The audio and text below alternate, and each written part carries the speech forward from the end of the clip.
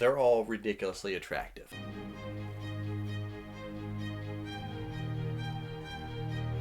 Be more than human.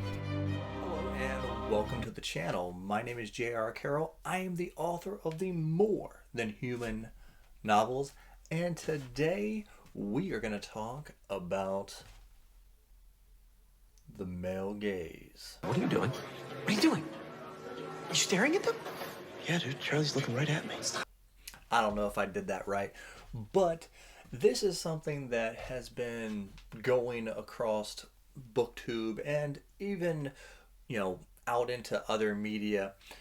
And I just wanted to kind of like dive in and see exactly what people mean when they talk about the male gaze, because I think there are multiple ways of actually looking at it. Now, I'm not going to do the big, psychological dive down deep into, and give you a whole 35, 40-minute video.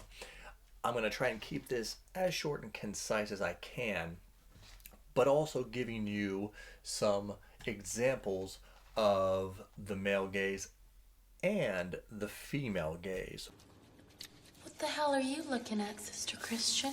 Which is less talked about in media, but I'm going to try and keep this down to fantasy. This is mostly what we do, sci-fi and fantasy here. So I'm going to try and keep it as close to that as possible. Now, if you like this kind of content, make sure you like, subscribe, do all that stuff, and check out the Patreon, where you can, for as little as $1, you can help me in this channel and my writing. So let's jump into it. Now, a lot of times when we're talking about the male gaze, especially in fantasy books, we're looking at how men are looking at women and how they are viewing women.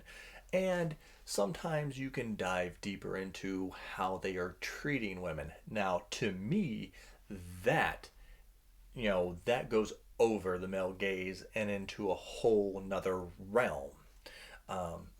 Because we'll take the Dresden Files, my favorite series of all time, especially in the earlier books, and it goes throughout, but it kind of dampens down a little bit towards the end of the series, or where we're currently at with the series.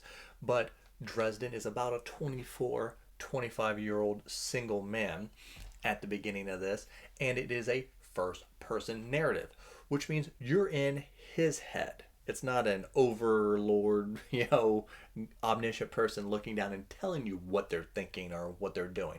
Rather, he is in his own head.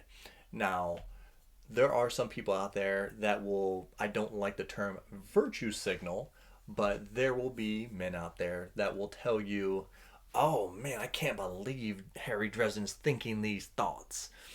And to me and every man who I've ever met in my real life and actually sat down and have conversations with, and that's what Harry Dresden thinks in his head, is pretty mild, normal thoughts for a 25-year-old single man. He'll, anytime Harry meets a person, and in this world, most of the women are supernatural or they're very attractive. It's kind of like being in, a WB or CW show. They're all ridiculously attractive. And a 25-year-old man is going to notice those things. Now, Harry doesn't really do too many things outwardly that would say, oh man, he's chauvinistic or whatever. In his mind, though, every time he meets an attractive woman, he describes the attractive woman, because that is what normal heterosexual men do when they meet an attractive woman. In their head, they're like, oh, okay.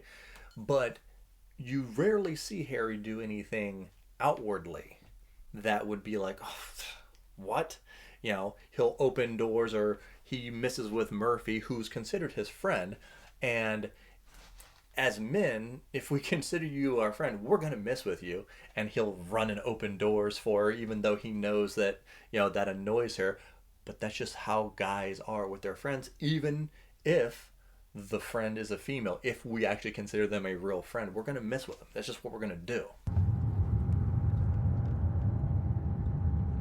But this is like a, especially if you're in first person, it's a look behind the curtain, as you would say, of, well, this is kind of how guys think. And me and several of my friends will be like, yeah, that's mild, very mild, of what Harry is. You actually get to see him think. But also, if you, I actually did research here, and I was going to do a video about men writing female leads versus women authors writing male leads, and who tries to delve into the other side more. And as you would expect, most male authors write male characters and females write female characters. But from my research, and then also gathering other people's research, about 80% of the time a female author is going to write a female lead, or they do write female leads. And for men, it's about 70% of the time they write male leads. So it's about 10% more that men per author, not just in total, try to write, female leads. So it's not that, like, there's not this conspiracy of the men are against women or whatever. Like, they're trying 10% more to write female characters. And I've done videos on male authors writing female characters and female characters writing or female authors writing male characters. And if you want to go back and watch those, you can as well. But one thing we don't get to talk about a lot is, the female gaze. And so not just in, Dresden Files, but I've heard The Wheel of Time. Robert Jordan is very big on bosoms, I'm talking about those kind of things. And I'm not saying that and again, as I prefaced in the beginning, if you go past the views and your thoughts and you go into actions, I take that beyond the male gaze. That's something else in general. But with the female gaze, I just finished Greenbone Saga, and I just recently finished Jade Legacy there. And Fonda Lee, great trilogy. Fonda Lee has the female gaze all over it, and she's a female author, so why wouldn't she? But never once did I hear her or hear somebody say, well, I can't believe that every time a man comes up on the on the page, she's looking him up and down, talking about how big and strong his hands are, and ooh, I'd love to feel his chest and stuff. And she does that every time. And there are multiple sex scenes from the female perspective in every book. And guess what? There's nothing wrong with that, because that's natural. That's how, like, women are going to check out men. Men are going to check out women. Now, I will say men probably do it more than women because we're more visual creatures and all that jazz. But I don't think any of this is malicious in intent. I think it's men appreciating the beauty of women and vice versa. So what do you think when you think about the male gaze or the female gaze? Do you take it past just the visual and the thought process? Do you take it into action? Does it bother you?